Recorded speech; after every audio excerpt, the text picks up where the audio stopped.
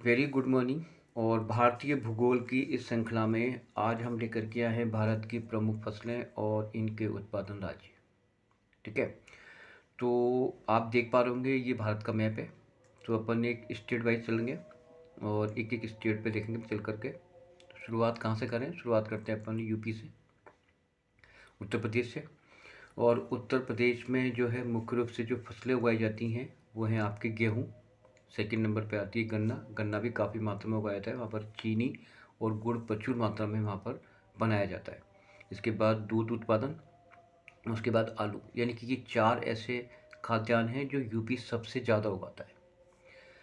इसके बाद अपन आते हैं ऊपर पहुँचते हैं जम्मू एंड कश्मीर में। जम्मू कश्मीर ये रहा, ये लद्दाख है। जम्मू कश्मीर में जो है सब ये जम्मू कश्मीर है। और यहाँ पर मुख्य रूप से जो फसल होती है वो होती है केसर की, यानी केसर उत्पादन में ये प्रथम राज्य है भारत का।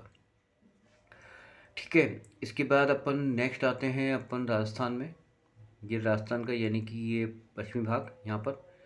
और यहाँ और आपने देखा होगा कि राजस्थान में मुख्य रूप से मोटा अनाज पैदा होता है, जैसे कि आपका जौ है, मक्का है, बाजरा है, रागी है।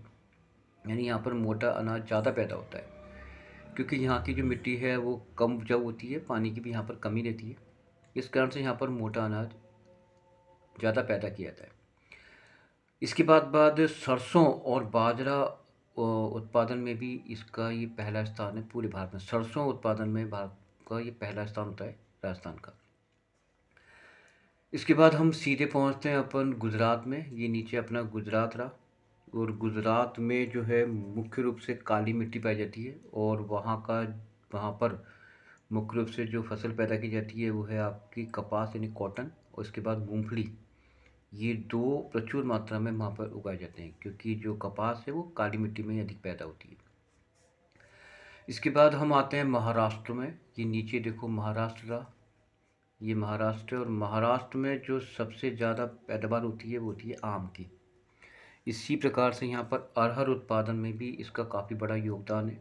इसके बाद अंगूर, प्याज और ज्वार, यानी महाराष्ट्र में मुख्य रूप से ये फसलें ज़्यादा उगाई जाती हैं।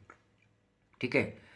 इसके बाद हम पहुँचते हैं कर्नाटका स्टेट। ये कर्नाटका स्टेट आ गया। कर्नाटका स्टेट में सबसे ज़्यादा उत्पन्न होता है कॉफ़ी का और सूरजमुखी का। ठीक है। यानी कि जो कर्नाटक स्टेट है वो मुख्य रूप से कॉफ़ी और सूरजमुखी के लिए जाना जाता है। ठीक है। इसके नीचे आते हैं अपन केरल। केरल जो है मसालों के लिए प्रसिद्ध है, यानी यहाँ पर जो है काली मिर्च और मसाले मतलब जो होते हैं वो ज़्यादा उत्पन्न किया जाता है। इसी के साथ साथ यहाँ पर प्राकृतिक रबड़, क्योंकि रबड़ के भी यहाँ पर पेड़ हैं जिनके दूध से प्राकृतिक रबड़ बनाई जाती है। इसी प्रकार से काजू और नारियल, नारियल भी के भी पेड़ काफ़ी होते हैं यहाँ पर। तो इन उत्पादन के लिए केरल स्टेट जाना जाता है। नेक्स्ट अपन आते हैं आंध्र प्रदेश। ये आंध्र प्रदेश रहा। यहाँ पर मुख्य रूप से जो उगाई जाती है वो है तंबाकू, नेक्स्ट हल्दी और मक्का। ये आंध्र प्रदेश के लिए फेमस है। अब आते हैं अपन वेस्ट बंगाल यानी कि पश्चिम बंगाल। पश्चिम बंगाल में आप जानते हो कि यहाँ पर मुख्य रूप से जो भोजन है चावल ही है। तो यहाँ पर चावल और जूट की खेती अधिक की जाती है वेस्ट बंगाल में। ठीक है। फिर अपन चलते हैं आसाम। ये पहुँच गए अपन आसाम में। आसाम जो है मुख्य रूप से चाय उत्पादन के लिए प्रसिद्ध है क्योंकि यहाँ पर चाय का उत्पादन बहुत अधिक होता है। और असम जो है इसकी जो भौगोलिक स्थिति है चाय उत्पादन के लिए ही वो जानी जाती है। यहाँ पर जो सबसे ज़्यादा उत्पादन का क्षेत्र है वो है दार्जिलिंग। और दार्जिलिंग में उच्च गुणवत्ता की चाय पैदा की जाती है जो कि विदेशों में हम लोग सप्लाई करते हैं। तो जो असम स्टेट है, असम जो स्टेट है वो मुख्य रूप से चाय उत्पादन के लिए जाना जाता है। और दार्जिलिंग, विशेष रूप से दार्जिलिंग में जो है उच्च गुणवत्ता की चाय पैदा होती है।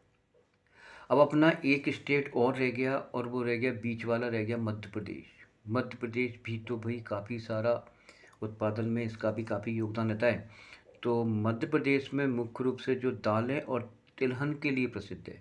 दालों में जैसे कि आपका मूंग है, उड़द है, चना है ना, इसी पे का अरहर है। यानी कि दालों के लिए ये काफ़ी इसका योगदान रहता है। इसके बाद है तिलहन में भी इसका काफ़ी बड़ा योगदान है, जिससे कि अपना ऑयल वगैरह निकलता है, जैसे सरसों है, तिल है, मूंगफली है। तो इस प्रकार की भी यहाँ पर पैदावार की जाती है। साथ ही साथ यहाँ पर सोयाबीन भी प्रचुर मात्रा में होता है, और यानी कि भारत का 60% जो सोयाबीन है वो मध्य प्रदेश उगाता है। पूरे भारत में जहाँ भी सोयाबीन खेती होती है, यानी कि 60% जो भाग है वो मध्य प्रदेश में उगता है सोयाबीन का। तो ये आज की जो वीडियो में मुख्य रूप से स्टेट थे जहाँ पर ये फसलें उगाई जाती हैं, जहाँ पर हमारे भारत के लिए काफ़ी इनका योगदान होता है। धन्यवाद।